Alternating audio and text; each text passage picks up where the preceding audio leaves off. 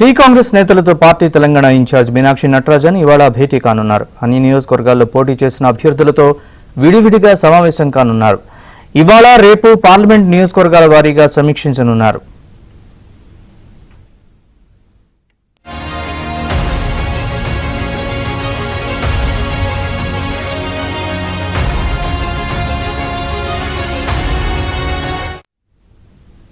Tea Congress నేతలతో incharge Meenakshi Natarajan భేటీకి సంబంధించి మరింత సమాచారాన్ని మా ప్రతినిధి సిద్ధార్థ్ లైవ్ లో అందిస్తారు. సిద్ధార్థ్, చెప్పండి పూర్తి వివరాలు. నరేష్, కాంగ్రెస్ పార్టీ ఇన్ఛార్జి మీనాక్షి నటరాజన్ కాసేపటి క్రితమే హైదరాబాద్ చేరుకుంది. ఆమె నేరుగా కాచిగూడ రైల్వే స్టేషన్ నుంచి ఎమ్మెల్యే క్వార్టర్స్కి వచ్చింది.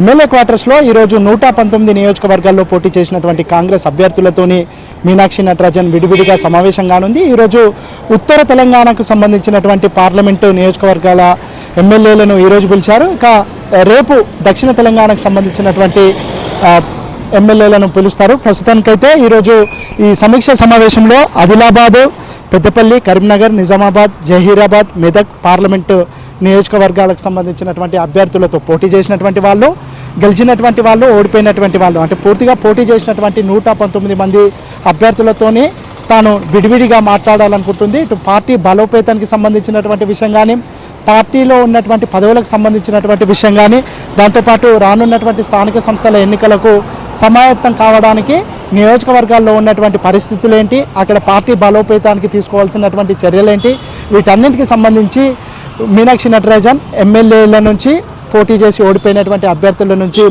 ఇన్పుట్స్ తీసుకొని ఉంది. ఇక పార్టీ పదవులకు సంబంధించి ఒక ఏకాభిప్రాయం రావట్లేదు. ఢిల్లీకి ఎన్నిసార్లు వెళ్ళినా దానికి సంబంధించిన ఒక ఫ్రూట్ఫుల్ కంక్లూషన్ రావట్లేదు. అసలు నియోజకవర్గాల్లో ఏం జరుగుతుంది, నియోజకవర్గాల్లో ఎవరికి పదవులు ఇస్తే లాభంగా ఉంటుంది, ఎవరు ఆశావాహులుగా ఉన్నారు, ఇటు ప్రభుత్వంలో నామినేటెడ్ చేయడానికి కానీ లేదంటే కార్పొరేషన్ చైర్మన్లుగా ఎవరు సరిపోతారు, దాంతోపాటు ఇటు పార్టీ పదవులు ఇవ్వడానికి ఎవరు ఎలిజిబుల్గా ఉన్నారు, దాంతోపాటు సామాజిక సమీకరణాలు బ్యాలెన్స్ చేసుకుంటూ ఎవరికి అవకాశం ఇస్తే బాగుంటుంది అనే అంశానికి సంబంధించి మీనాక్షి నటరాజన్ ఎమ్మెల్యేల నుంచి, పోటీ చేసినటువంటి అభ్యర్థుల నుంచి పూర్తిగా ఇన్పుట్స్ తీసుకొని ఉన్నారు. ఇక ఎమ్మెల్యేలు ఒక్కొక్కరుగా ఎమ్మెల్యే క్వార్టర్స్కు చేరుకుంటున్నారు.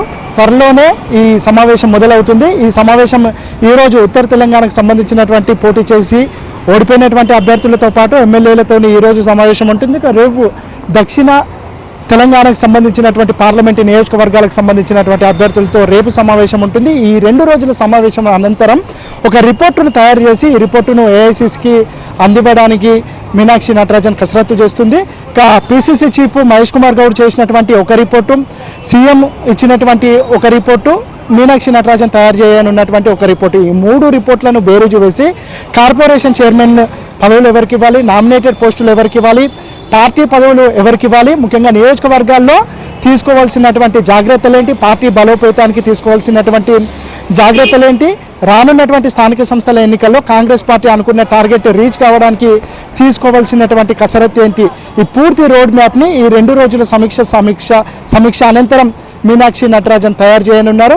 దీనికి అనుగుణంగా భవిష్యత్తులో కార్యాచరణ ఉంటుందని కాంగ్రెస్ పార్టీకి సంబంధించినటువంటి నేతలు చెప్తా ఉన్నారు. Right Sudha, thanks for the update.